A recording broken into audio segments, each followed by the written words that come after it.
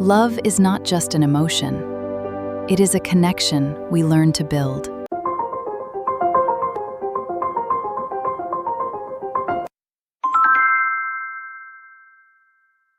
The stamp filter converts your image into a crisp, high-contrast stencil suitable for printing, decals, or graphic overlays.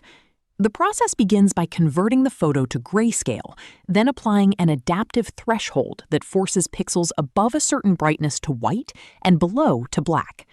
To sharpen the stencil, a morphological erosion step slightly thins the foreground shapes, giving clean, well-defined edges.